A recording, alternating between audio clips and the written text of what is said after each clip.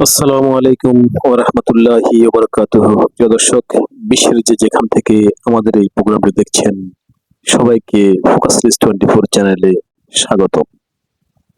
দর্শক, আজও রয়েছে অনেক ব্রেকিং নিউজ আপনাদের জন্য। আসলে এত গুরুত্বপূর্ণ অনেকগুলো নিউজ আছে যে কোনটা রেখে কোনটা বলবো সেটাই ঠিক করতে হচ্ছে। দর্শক, সর্বপ্রথম যে তথ্য দিয়ে আপনাদেরকে শুরু করছি তা হলো ডোনাল্ড ট্রাম্প 7 দিনের যুদ্ধবিরতি তিনি বাতিল ঘোষণা করেছেন এবং তিনি বলেছেন ইরানের সাথে যুদ্ধবিরতি নিয়ে থাকা বা আলোচনা করা শুধুমাত্র সময়ক্ষেপণ ছাড়া আর কিছুই নয়। তিনি কেন কথা বললেন, কি কারণে বললেন, সে বিশ্লেষণে যাব। এরপর আসবো মোস্তফা খামেনি কি আসলেই আয়াতুল্লাহ খামেনি তার পিতার জানাজায় কি আসেননি, নাকি ঈশ্বর তিনি তার ছদ্মবেশ নিয়ে বা পরিচয় গোপন করে এসেছিলেন, সে বিষয়ে থাকবে কিছু কথা। এরপর থাকবে যে আয়াতুল্লাহ আলী খামেনি জীবদ্দশায় কখনো তিনি ইরাকে যাননি, কিন্তু মৃত্যুর পর তাই কেন ইরাকে নেওয়া হলো। বিশেষ করে এই 3টি বিষয়ে তোমাদের সাথে আজকে আমি কথা বলবো। আরেকটি এপিসোড করব ইরান, যে মুসলমান বিশ্বের যে সমস্ত রাষ্ট্রগুলি আয়াতুল্লাহ খামেনির জানাজায় সেখানে তাদের আম, প্রতিনিধি পাঠিয়েছে এবং তার সেই বিদায়কে শ্রদ্ধা জানানোর জন্য, জানাজা সরকারের জন্য প্রতিটা দেশের জন্য ইরান যে কোরআনিক সেন্টেন্স অর্থাৎ কোরআনের যে বাণীগুলো নির্ধারণ করে শুনিয়েছে, তার মূল সিগনিফিকেন্টটা আসলে কি, কেন একটা নির্দিষ্ট দেশের জন্য একটা নির্দিষ্ট আয়াত তারা সিলেক্ট করেছেন, সে বিষয়ে গুরুত্বপূর্ণ তথ্য থাকবে। আর একটা নতুন আমাদের পরিবেশনায়। দর্শক, তো চলুন যাই, শুরু করা যাক। তার আগে আপনাদেরকে অনুরোধ করছি আমাদের চ্যানেলটি সাবস্ক্রাইব করুন এবং বেল আইকনটি বাজিয়ে দিন, কারণ আপনার একটা সাবস্ক্রিপশনের মাধ্যমে কিন্তু আমাদের কথাগুলি আরো দর্শকের কাছে দ্রুত পৌঁছে যাবে। দর্শক, আপনাদেরকে জাস্ট একটু শেয়ার করছি, আমাদের বাঙালি ভাষী যারা আছে তারা কিন্তু আমাদের নিউজগুলি দেখে সত্য, কিন্তু হয়তো বা সাবস্ক্রিপশন করে না। এটা ওদের হয়তো মনের ভুল, অথবা ওরা ভুলে যান। আর কারো এটা হ্যাবিট আছে যে খবরটা দেখে কিন্তু আসলে সেটা সাবস্ক্রাইব করে না। দর্শক, তো সাবস্ক্রাইব অবশ্যই করবেন, এটা আশা করছি।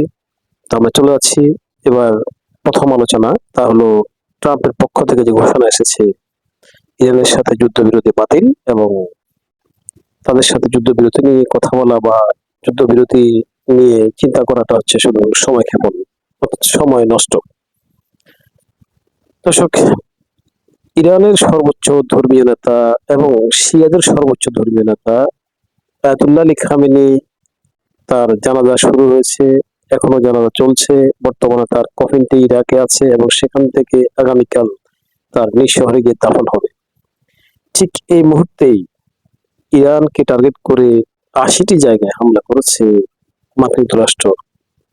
দর্শক, এর পেছনে আসলে কারণটা যে দেখানো হয়েছে তা হলো গতকাল ইরানের পক্ষ থেকে হরুজ পলাইতে কাতার এবং সৌদি আরবের দুটো ওয়েল ট্যাঙ্কারে ড্রোন হামলা করা হয়েছে এবং তার কিছুক্ষণ পরে আমেরিকার পক্ষ থেকে যে জবাব এসেছে তা হলো রাতভর আমেরিকার জেট ফাইটার গুলো থেকে এবং বিভিন্ন ঘাঁটি থেকে ইরানে 80টি সামরিক স্থাপনা এবং বেসামরিক স্থাপনায় উপর্যুপরি হামলা করা হয়েছে।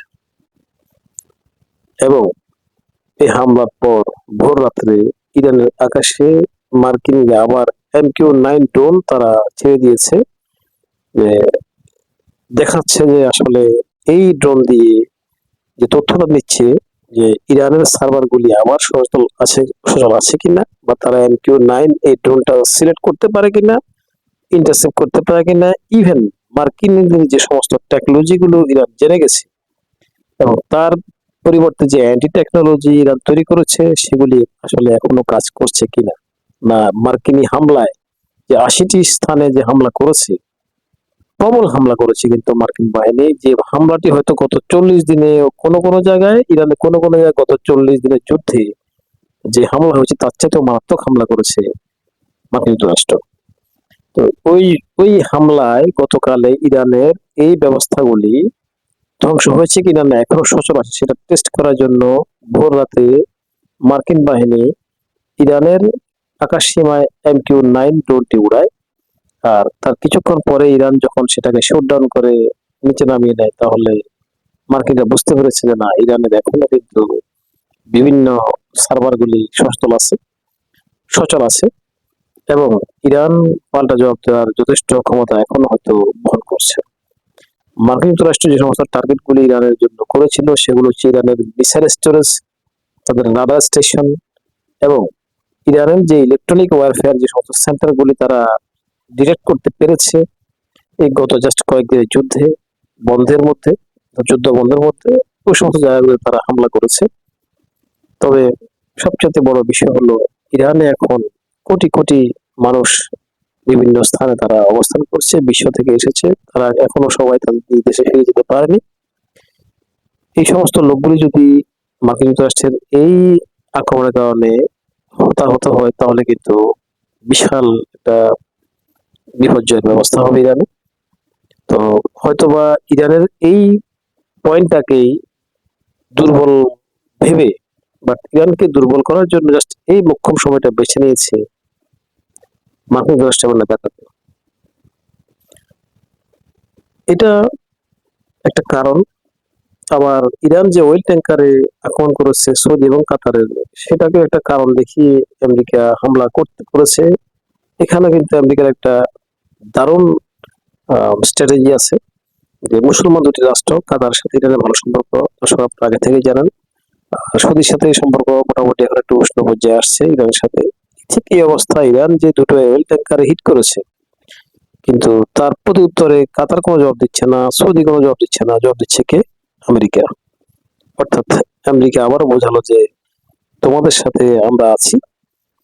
আর অথবা ইরান যেন বুঝতে পারে যে আসলে সৌদি এবং কাতার তাদের ইরানের সাথে যে কথা বলছে বা তাদের সাথে সম্পর্ক উন্নয়ন করছে এবং তাদের প্রতিনিধি পাঠিয়েছে, জানা যায় বর্তমানে ইরানের সাথে এবং কাতার এবং সৌদির যে সম্পর্ক, সেই সম্পর্ক যে আসলে কেমন সম্পর্ক, বা মূলত ইরানের মনে সৌদি এবং কাতারের বিষয়ে একটা খারাপ মানসিকতা তৈরি করার জন্য বা তাদের সাথে যে সম্পর্ক হয়েছে সেটা শেষ করে দেওয়ার জন্য, সেখানে আবার শত্রুতা তৈরি করার জন্য আমেরিকা তৎক্ষণাৎ এই হামলাটা করতে পারে। পাশাপাশি ইরানও কিন্তু এখন চিন্তা করছে যে আসলে সৌদি এবং কাতার মূলত ইরানের বন্ধু তালিকায় থাকবে কিনা, বা তারা থাকার মতো অবস্থায় পরবর্তীতেও থাকবে কিনা। আসলে দর্শক, কাতারের বিষয়টা ভিন্ন, তবে সৌদির বিষয়টা প্রথম থেকেই বিভিন্ন গণমাধ্যমে বিশ্লেষকরা মনে করছেন যে সৌদির পলিসি কিন্তু একটা, অর্থাৎ ইরানের জন্য সৌদির পলিসিটা খুবই মারাত্মক। এটা বোঝা কিন্তু খুবই দুরূহ ব্যাপার। কারণ সৌদি আরব এক মুখে বলছে যে তাদের ভূখণ্ড ব্যবহার করে ইরানে কোনো আক্রমণ করা যাবে না, কিন্তু পরবর্তী শোনা যাচ্ছে সৌদি বিমান থেকে প্রথম আক্রমণ করা হয়েছিল। সৌদিদের জেট ফাইটার যে কিনেছিল তারা আমেরিকা থেকে, সেই জেট ফাইটার ইউজ করে প্রথম হামলা করা হয় ইরানে। তো গত 28 ফেব্রুয়ারি যে হামলাটা করা হয়েছে, যে হামলায় আয়াতুল্লাহ আলী খামেনি, তার পরিবারের অনেক সদস্য সহ এবং ইরানের বহু শীর্ষস্থানীয় কর্মকর্তা তারা শাহাদাত বরণ করেছেন, তাদেরকে মেরে ফেলা হয়েছে। সেই যাত্রায়, অর্থাৎ সেই অপারেশনে সৌদি বিমান কিন্তু প্রথম অংশগ্রহণ করেছিল। দর্শক, আবার সেই সৌদি জাহাজ যখন, অয়েল ট্যাঙ্কার যখন হরমুজ প্রণালীর আক্রমণ করে, তখন তাদের পক্ষ জবাব দিচ্ছে কে? আমেরিকা। তাহলে দর্শক, আপনারা একটু যোগ বিয়োগ করুন যে বিষয়টা কতটুকু ক্লিয়ার হয়, যে আসলে মূলত সৌদি আরব ইরানের কতটুকু বন্ধু এবং কাতার ইরানের কতটুকু বন্ধুত্ব তারা বজায় রাখছে। এদিকে সৌদি এবং কাতার সবাইকে কিন্তু ইরান আগে থেকেই বলে রেখেছিল যে হরমুজ একটা নির্দিষ্ট পয়েন্ট দিয়ে যাতায়াত করার জন্য, সেখানে ইরান নিরাপত্তা দিবে এবং ওই জাহাজগুলির সম্পূর্ণ নিরাপত্তা দিয়ে ইরান সে হরমুজ প্রণালী পার করে দেবে। কিন্তু এই দুই দেশের দুটো ওয়েল ট্যাঙ্কার ইরানের কথা না শুনে তারা মার্কিন যুক্তরাষ্ট্রের কথা শুনে ইরানের হরমুজ প্রণালীর নির্দিষ্ট পয়েন্টে দিয়ে তারা ওই জাহাজগুলিকে পরিচালিত না করে মার্কিন যুক্তরাষ্ট্রের দেখানো পথে ভিন্ন একটা পয়েন্ট দিয়ে তারা তাদের যুদ্ধ জাহাজ নিয়ে যাচ্ছিল, বা সরি, ওয়েল ট্যাঙ্কার গুলো নিয়ে যাচ্ছিল। ঠিক তখন ইরানের পক্ষ থেকে এলান দেওয়া হয়, সে এলান কিন্তু তারা মানেনি এবং এভাবে যখন এলান অমান্য করে তারা আবারও আগাচ্ছিল ইরানের দেখানোর পথ ছেড়ে মার্কিন যুক্তরাষ্ট্র দেখানোর পথে ঠিক তখন ইরান ড্রোন হামলা করে। দর্শক, এরপরেই মার্কিন যুক্তরাষ্ট্র গতকাল সারা রাত ইরানের প্রায় ৮০টি স্থানে উপর্যুপরি বোমা হামলা করে। দর্শক, এখন আসছি এই হামলার জবাবে ইরান কি ব্যবস্থা করেছে। মার্কিন হামলার জাস্ট কয়েক ঘন্টা পরেই ইরানের বিভিন্ন স্পট থেকে, আমরা জানেন যে ইরানের এখন সেনাবাহিনীর অবস্থান এবং আইআরজিসির যে অবস্থান, যেখান থেকে ইরানের আক্রমণ পরিচালনা হয়, সেটা একটা মোজাইক স্টাইল করা আছে আগে থেকেই। সে মোজাইকের স্টাইলটা আরো ব্যাপ্তি হয়েছে ইতিমধ্যে। তারা আরো বিভিন্ন পরিসরে তাদের এই সামরিক ব্যবস্থাপনা সাজিয়েছে। তো আপনারা জানেন যে ইরান এমনি একটা পাহাড়ি দেশ, সেখানে পাহাড়ের অবস্থান অনেক, এবং পাহাড়গুলি কিন্তু আমাদের দেশের মতো একদম মাটির পাহাড় না, সেখানে ম্যাক্সিমাম পাহাড় হয়তো পাথরের তৈরি, এবং এই পাথরের পাহাড়ের যে স্ট্রাকচারটা সে দেশে আছে, এটা কিন্তু বিশাল একটা বিষয়। তারা এটা গড গিফটেড, আল্লাহর তরফ থেকে পাওয়া। আর এই বড় বড় পাহাড়গুলি কিন্তু আমেরিকার এই ধরনের বোম্বিং এর জন্য একটা ডাল হয়ে কাজ করছে বর্তমানে ইরানে, যেখানে ইরানের সামরিক স্থাপনাগুলি আছে ঠিক ওই পাহাড়গুলির বহু নিচে, যেখানে আমেরিকার বোম্বিং হয়তো বা ইরানের সমস্ত সামরিক স্থাপনাগুলো কোনো বা তাদের সমরাস্ত্রের যে কারখানা বলেন বা গুদাম বা স্টোরেজ বলেন, সেগুলা নাগাল পাওয়ার মতো অবস্থায় নাই। ইতিমধ্যেও মার্কিন যুক্তরাষ্ট্র যতগুলি বোম্বিং করেছে, এর আগেও বর্তমানে করছে, ওই বোমাগুলি আসলে ইরানের কোনো স্থাপনা তেমন একটা ক্ষতি করতে পেরেছে বলে বিশ্লেষকরা মনে করছেন না। বর্তমানেও ঠিক একই অবস্থা।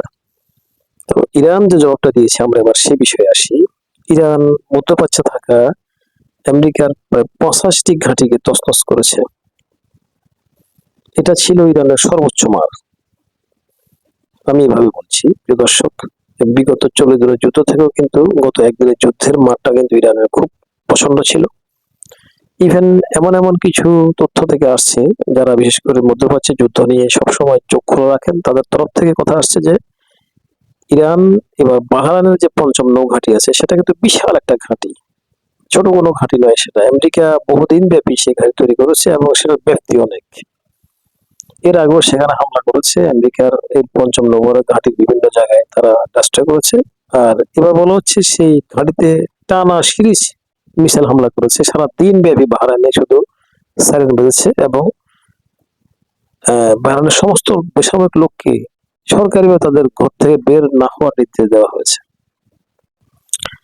তো বিশেষ করে ইরানের হামলাগুলি যেহেতু সামরিক স্থাপনা টার্গেট ছিল, তাদের কোনো সাধারণ পাবলিক টার্গেট করেনি, সেক্ষেত্রে ইরান কিন্তু বাহরাইনে তেমন একটা মানুষজন হতাহত হয়েছে বা হবে বলে আমরা আশা করছি না।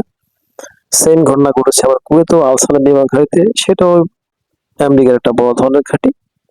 সেই ঘাঁটিকেও ইরান আজকে লন্ডভন্ড করে দিয়েছে আবার, অর্থাৎ যতদিন যুদ্ধ বিরতি ছিল এই বিরতির মধ্যে সেই ঘাঁটিগুলো আবার অনেকটাই রিফর্ম করে নিয়ে আসে মার্কিন বাহিনী, বা অর্ধেক হলো প্রায় 50% রিফর্ম করে নিয়ে আসে, আবার সেখান থেকে আক্রমণ এবং তারা মোটামুটি অ্যাক্টিভ করে এবং সেখান থেকে আক্রমণ চালায়।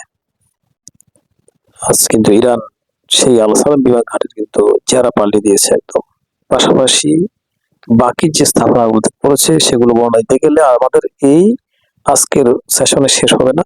সোজা কথা বোঝেন যে 85টি স্থানে ইরান এমন মিসাইল হামলা করেছে যে মিসাইল হামলাগুলির আঘাত ছিল খুব প্রচন্ড, এবং মার্কিন স্যান্ডকম যেটা বলছে যে তারা ইরান যে এভাবে রিয়েক্ট করবে তাদের এই অবস্থায়, তারা ভেবেছিল যে ইরান এখন শোকের অবস্থায় আছে।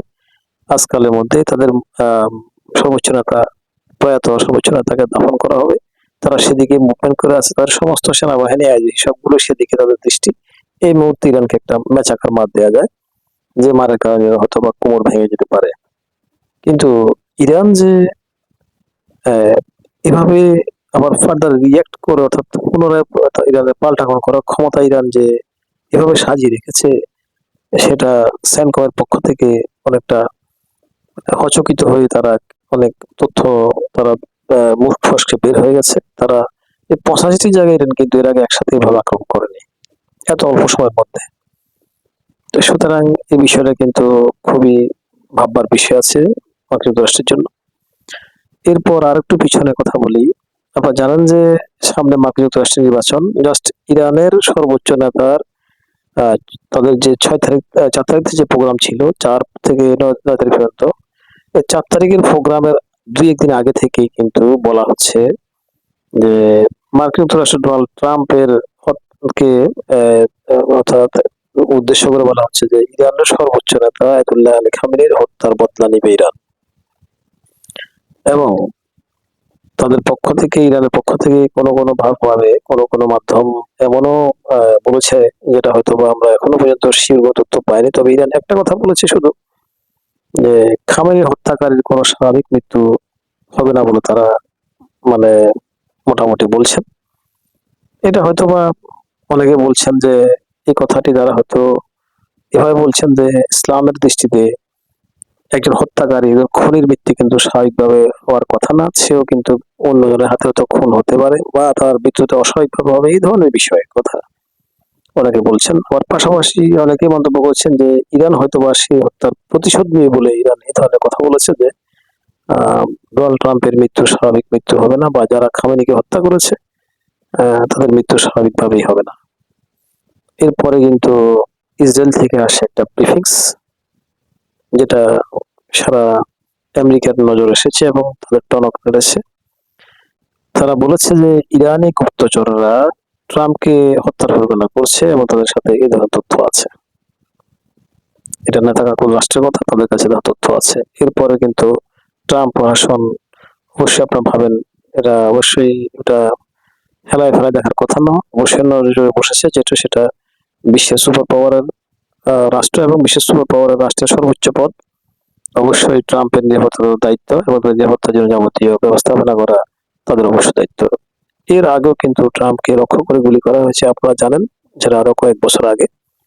এবং ট্রাম্পের একটা কানের মধ্যে দিয়ে একটা গুলি পাস হয়েছে বলেও কিন্তু শোনা যায়, যে তার কান ফুটো হয়ে গেছে, কিন্তু অল্প জীর্ণতায় গুলিটা তার মাথার মধ্যে ঢোকেনি। সেটাও নিয়েও ট্রাম্পের একটা বিশাল অভিজ্ঞতা আছে। তো সেক্ষেত্রে এই বিষয়গুলিকে ট্রাম্প কিন্তু এভাবে এড়িয়ে যাবে না, এটা অনেক বিশ্লেষকরা মনে করছেন। তবে বর্তমান যে বিষয়টি, দখলদার রাষ্ট্র অর্থাৎ নেতাকর রাষ্ট্র থেকে এসেছে যে ট্রাম্পকে হত্যার জন্য ইরানের গুপ্তচর বাহিনী তারা কাজ করছে, এ ব্যাপারে তাদের কাছে অনেক তথ্য আছে। বিষয়টা নিয়ে ট্রাম্প যে ব্যবস্থাপনা করেছেন, সেখানে আরেকটা কথা আছে, তা হলো পাশাপাশি বিশ্লেষকরা এটাও বলছেন যে হয়তোবা ট্রাম্প যে গত কিছুদিন ধরে নেতাকাকুর কথা শুনছেন না, তাকে অ্যাভয়েড করে ইরানের সাথে তারা চুক্তি করেছেন এবং নেতাকাকে অনেকটা অপমান করেছেন। অনেক মিডিয়া বলছে তাকে গালাগালও করেছেন, বাজে মন্তব্য করেছেন, এবং ট্রাম্প এটাও বলেছেন যে নেতাকাকু বেঁচে আছেন তার জন্য, না হলে তিনি জেলে থাকতেন, এই ধরনের কথা তাকে বলা হয়েছে। তো সে সুবাদে নেতাকাকুর রাষ্ট্র, তারা যে মোসাদ তারা তৈরি করেছে, সিনবাদ তারা তৈরি করেছে, এদের কাজই হলো সারা পৃথিবীতে বিভিন্ন জায়গায় তাদের অ্যান্টি যে সমস্ত ব্রেনগুলি আছে, মাথাগুলি আছে, সেগুলোকে শেষ করে দেওয়া। তো সেই সুবাদে মার্কিন যুক্তরাষ্ট্রে আপনারা জানেন যে এটা এমন একটা রাষ্ট্র যেখানে সরকার প্রধান অর্থাৎ নির্বাচনে জিততে হলে দখলদার রাষ্ট্রটির কিন্তু একটা লবি এখানে কাজ করে, সেই লবিকে তারা ম্যানেজ করে তারা নির্বাচন জিততে হয়। তাহলে বুঝেন যে মার্কিন যুক্তরাষ্ট্র মতো রাষ্ট্রে, দখলদার রাষ্ট্রের কি পরিমাণ দখল, কি পরিমাণ পাওয়ার তারা সেখানে খাটায়। তো সেক্ষেত্রে এখন ডোনাল্ড ট্রাম্পের সাথে যে দ্বন্দ্ব চলছে, তার জের হিসেবে যদি ডোনাল্ড ট্রাম্প তিনি, তাকেও যদি কোনো টার্গেট করা হয় যে তাকে পৃথিবী থেকে শেষ করে দেওয়ার জন্য, সেটাও অনেক বিশেষ মনে করছেন, অনেক আন্তর্জাতিক আলোচক মনে করছেন এটা মোসাদের জন্য কোনো বিষয় না। এটা হয়তো বা ইরানের তকমা দিয়ে মোসাদি হয়তো তাকে শেষ করে দিতে পারে, মানে তাকে রাষ্ট্র তাকে শেষ করে দিতে পারে। এটা আমার কথা নয়, এটা বিশেষজ্ঞ যারা আছে আন্তর্জাতিকভাবে বিভিন্ন মিডিয়া আপনারা শুনেছেন তাদের কথা। তো সেক্ষেত্রে এই বিষয়টা কিন্তু যে ট্রাম্প ভাবছে না তাও কিন্তু নয়। নেতাকাকুর অর্থাৎ দখলদার রাষ্ট্রের যে লবিটি সেখানে কাজ করছে, তাদের বাইরে মার্কিন ডিপ স্টেটের কিছু লোক তো অবশ্যই আছে, যারা খোদ মার্কিনই। তারা হয়তোবা ট্রাম্প প্রশাসনের মধ্যেই নেতাকাকুর যে রাষ্ট্র আছে, সে রাষ্ট্রের বিরোধী অনেক লোক থাকতে পারে। তারা হয়তো ডোনাল্ড ট্রাম্পকে বলেছেন যে দুদিকে হয়তো তারা কথা বলছেন, ডোনাল্ড ট্রাম্প অবশ্যই হয়তো দুদিকে কথাও শুনতে পারেন। সেক্ষেত্রে তারা চিন্তা করছেন যে ইরানের পক্ষ থেকে যদিও এটা সঠিক না, আমরা এটা আমাদের তরফ থেকে বলার কোনো স্কোপ নেই। তবে বিশ্লেষকরা যেটা মনে করছেন তাদের কথা হলো, যদিও ইরানের পক্ষ থেকে ডোনাল্ড ট্রাম্পকে হত্যা করার পরিকল্পনা করা হয়ও, তাও এটা এত সহজ হবে না ইরানের জন্য, যতটা সহজ হবে দখলদার রাষ্ট্রের জন্য। তো সেক্ষেত্রে যে কোনো পক্ষ থেকে, অর্থাৎ যদি দখলদার রাষ্ট্রের পক্ষ থেকে ডোনাল্ড ট্রাম্পকে শেষ করার পরিকল্পনা করা হয়, সেক্ষেত্রে দোষটা দেওয়া হবে কিন্তু ইরানের কাঁধে। তো যাই হোক প্রিয় দর্শক, বিষয় হচ্ছে ডোনাল্ড ট্রাম্প আসলে আগে পিছিয়ে বিভিন্ন কারণে এবং তার যে ফাইল আছে সেই কারণে তিনি নেতাকর্মীর কাছে ধরাশায়ী আছেন। যদিও তিনি তার সবসময় আচরণ দিয়ে, অর্থাৎ নেতাকর্মীকে পাত্তা দিচ্ছেন না, বিভিন্ন সময় বকাঝকা করছেন, কথা না শুনলে বিভিন্ন খোঁড়া দিচ্ছেন, কিন্তু আখের ট্রাম্প কিন্তু এই দখলদার রাষ্ট্রের কাছে কিন্তু ধরা আছেন। কারণ তার অনেক গোপন তথ্য, অনেক দুর্বলতা তারা জানে। তো সেখানে তারা হিট করবেন এবং ডোনাল্ড ট্রাম্পের অবস্থা তারা হয়তো বেহাল করে ফেলবেন, এই ভয়ে, এই চিন্তায় ইরানে তিনি আবার আক্রমণ করতে বাধ্য হয়েছেন। আর এমন মুহূর্তে বাধ্য হয়েছেন যে মুহূর্তে আক্রমণ করার জন্য দখলদার রাষ্ট্র থেকে আমেরিকার উপরে চাপ আছে। কারণ ইরানের এই অনুষ্ঠান সারা পৃথিবীকে একটা, তাদের চোখ খুলে দিয়েছে। সারা পৃথিবীর মানুষদের যে অন্ধ করে রাখা হয়েছিল, সেই অন্ধের দশাটা কাটিয়ে তাদের চোখে খুলে দেখা হয়েছে। কারণ এই খামেনিকে তকমা দেওয়া হয়েছিল সারা পৃথিবীতে সন্ত্রাসীদের পৃষ্ঠপোষক হিসেবে, এবং মুসলমান বিশ্বে যিনি সবচেয়ে বেশি জঙ্গি তৈরি করেন, জঙ্গি পালেন এবং সন্ত্রাসী পালেন, তার পৃষ্ঠপোষক হচ্ছে আয়াতুল্লাহ আলী খামেনি। এই ধরনের তকমা দিয়ে বছরের পর বছর পৃথিবীর মানুষকে বোঝানো হয়েছে। এবং ডোনাল্ড ট্রাম্প নিজে বলেছেন যে আমি তাকে ব্যক্তিগতভাবে খুব ঘৃণা করতাম, কারণ তিনি কিন্তু এই সমস্ত কাজগুলি পৃথিবীতে তৈরি করে রেখেছেন বলে জানতাম, কিন্তু আজ দেখছি এবং ডোনাল্ড ট্রাম্পের কাছে এমন কথা হয়ে গেছে যে ইরানিরা তাকে সহ্য করে না। তিনি শুধু ক্ষমতার দাপট দিয়ে তার কিছু বাহিনী বানিয়ে ইরান তিনি ক্ষমতা দখল করে আসছেন আজকে প্রায় দীর্ঘ 30 বছরের বেশি সময় ধরে। কিন্তু এই লোকটি যখন শাহাদাত বরণ করলো, তার জানাজায় এবং তার এই শেষকৃত্য অনুষ্ঠানে যে কোটি কোটি ইরানিরা রাস্তায় নেমে তারা যে শোকের মাতম করছে, বুক চাপড়ে চাপড়ে তারা কান্না করছে, এবং সারা পৃথিবী থেকে যে সমস্ত মুসলমান দেশ সহ এবং মুসলিম দেশের প্রতিনিধি দল যে সেখানে এসেছে তাকে শ্রদ্ধা জানার জন্য, এটা কিন্তু ডোনাল্ড ট্রাম্পকে যথেষ্ট হিট করেছে।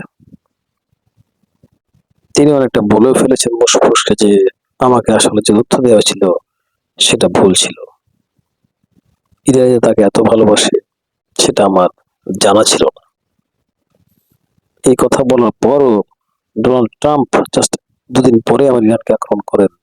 এই শোক যাত্রার মধ্যে এবং এই সমস্ত অনুষ্ঠানগুলো যখন পালন হচ্ছিল ইরানে এবং ইরাকে, এবং এই অনুষ্ঠান 9 তারিখ পর্যন্ত যে সময়সীমা বেঁধে দিয়েছিল, এর মধ্যে শেষ হবে আয়াতুল্লাহ আলী খামেনিকে দাফনের মধ্যে দিয়ে। তো এই অনুষ্ঠানাদি চলাকালীন সময় এবং বিভিন্ন বিদেশি মেহমান ইরানে অবস্থান করা অবস্থায় কোটি কোটি মানুষ পৃথিবী ইরানের রাস্তায় রাস্তায় থাকা অবস্থায় ইরানকে আবার আক্রমণ করছেন ডোনাল্ড ট্রাম্প। বুঝতে হবে এটা অবশ্যই হয়তো ডোনাল্ড ট্রাম্পের নিজ ইচ্ছায় নয়, তাকে হয়তো বা বাধ্য করা হচ্ছে, কোনো না কোনো ভাবে তাকে সেখানে আক্রমণ করার জন্য চাপ প্রয়োগ করা হচ্ছে। প্রিয় দর্শক, বিশ্লেষকদের এই মতামত আপনারা কিভাবে মূল্যায়ন করবেন বা আপনারা কি ভাবছেন, আপনাদের মন্তব্য আমাদের কমেন্টে জানান।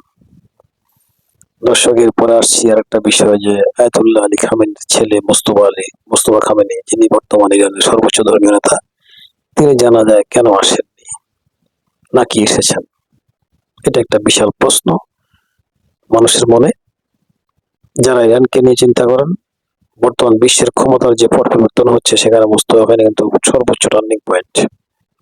এক পাশে আছে আমেরিকা ডোনাল্ড ট্রাম্প টার্নিং পয়েন্টে আর নেতা কাকু, আর আরেক পাশের প্রথম সারিতে প্রথম জন হচ্ছে মোস্তফা খামেনি, যেহেতু আয়াতুল্লাহ আলী খামেনি এখন নেই।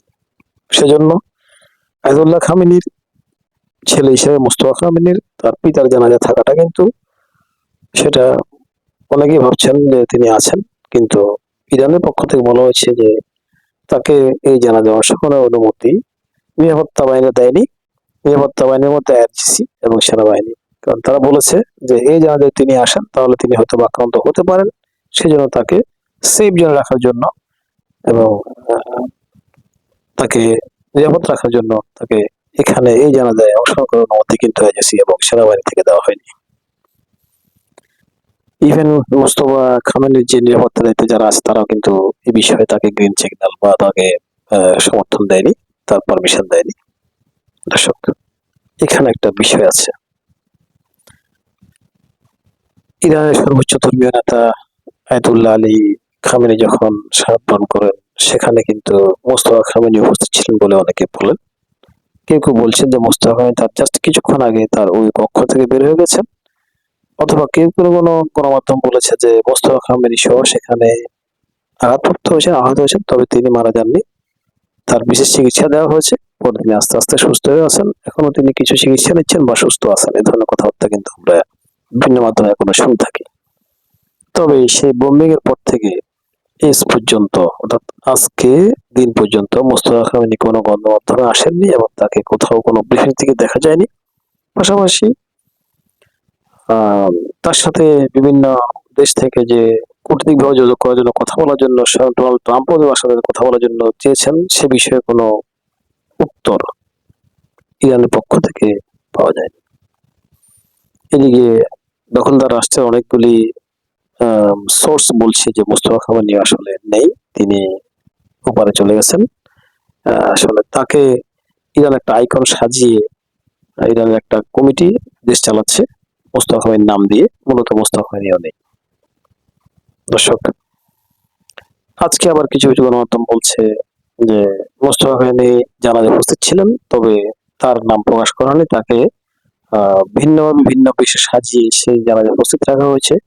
বিশেষ কিছু তার নিরাপত্তার বাহিনীর যে সদস্য যারা আছেন, বিশেষ কিছু একটা টিম আছে যারা দায়িত্বে ছিলেন, তারা শুধু জানে। এবং মোস্তফা খামেনি যে সেখানে যদি উপস্থিত না থাকতেন তাহলে ইরানের প্রতিটি বিল্ডিং এ, প্রতিটা ছাদে, প্রতিটা উঁচু স্থানে এবং আকাশে সর্বোচ্চ নিরাপত্তার যে ব্যবস্থা করা হয়েছে, সেটা ইরানিরা নয়, সারা পৃথিবীতে কোথাও এই ধরনের নিরাপত্তার নজির দেখেনি কেউ।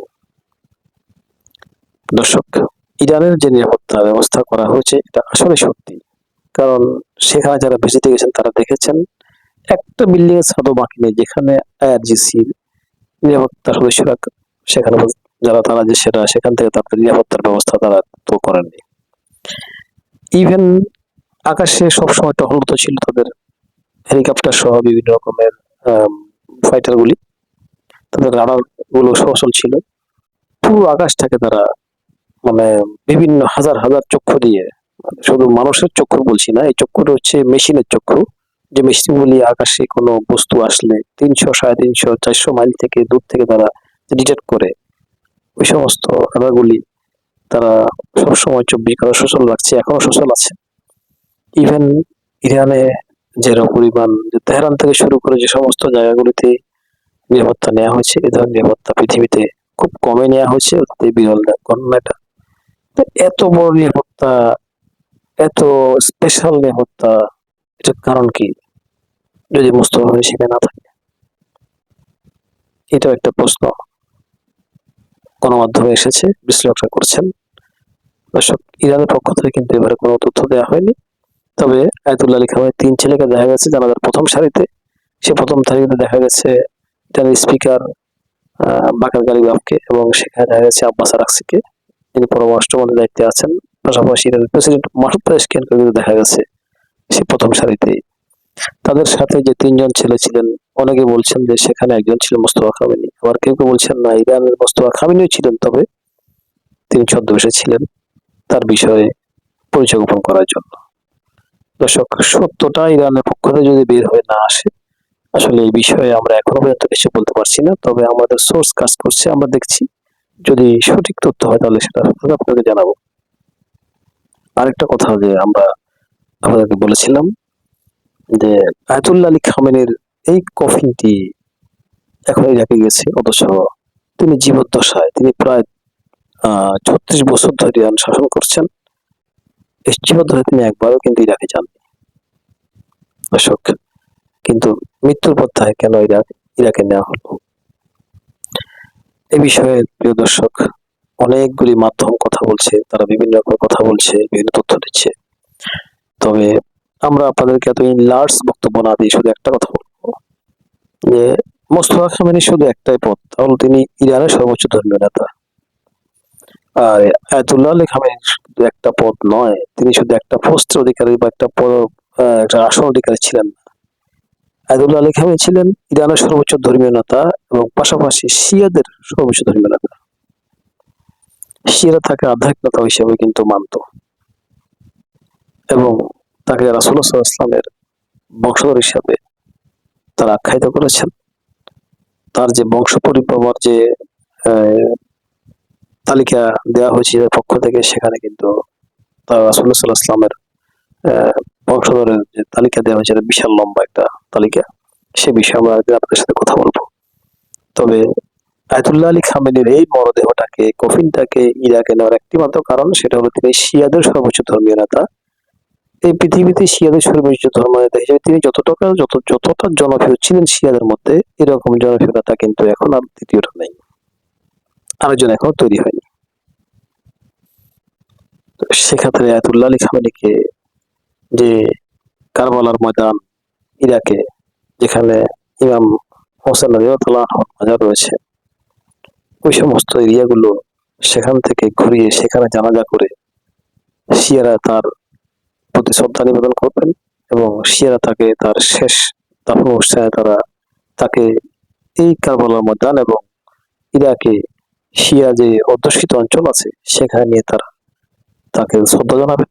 এটা ছিল তাদের একটা বিশেষ আবেদন এবং বিশেষ আকুতি, যে আকুতি শিয়া সম্প্রদায়গুলি, তারা ইরানে থাকা শিয়া সম্প্রদায়গুলি তারা অ্যাকসেপ্ট করেছে এবং ইরান থেকে বিশেষ নিরাপত্তার মাধ্যমে কফিনটা বর্তমানে ইরাকে আছে। ঠিক একই নিরাপত্তার মধ্যে দিয়ে ইরান থেকে আগামীকাল তাকে নেওয়া হবে আয়াতুল্লাহ আলী খামেনির নিজ শহর ইরানের মাশহাদে, তাকে সেখানে দাফন করা হবে। দর্শক, এটাই ছিল আসলে মূল কারণ। শুধু শুধু বিভিন্ন গণমাধ্যমের লম্বা তকমা আপনারা শুনবেন না, আর শুনেও কোনো লাভ নেই, শুধুমাত্র সময় গ্রহণ করা। আর গুরুত্বপূর্ণ কথাগুলো বলতে গিয়ে আমরা চিন্তা করি আপনাদের সময়ের বিষয়টা, যে আপনাদের আসলে তো লম্বা কথা শোনার সময় আপনাদের আছে কিনা। দর্শক, আমরা আমাদের সময়ের কথা চিন্তা করে কিন্তু এপিসোড গুলো আমরা তৈরি করার চেষ্টা করি। এরপরও অনেক অনেক কথা যেগুলো না বললেই নয়, এগুলো বলতে গেলেই একটু লম্বা হয়ে যায়। যেমন আজকের এপিসোডটা কিন্তু আমাদের একটু লম্বা হয়ে গেছে, কারণ 3টে গুরুত্বপূর্ণ বিষয় এখানে কথা বলতে হয়েছে। দর্শক, আশা করছি আপনারা বুঝতে পেরেছেন। তবে আজ আর নয়, আবার অনুরোধ করছি আমাদের চ্যানেলটা সাবস্ক্রাইব করবেন এবং আরো দর্শকের কাছে আমার কথাগুলি পৌঁছে দেওয়ার জন্য আপনারা সহায়তা করবেন। ধন্যবাদ সবাইকে, ভালো থাকবেন সবাই।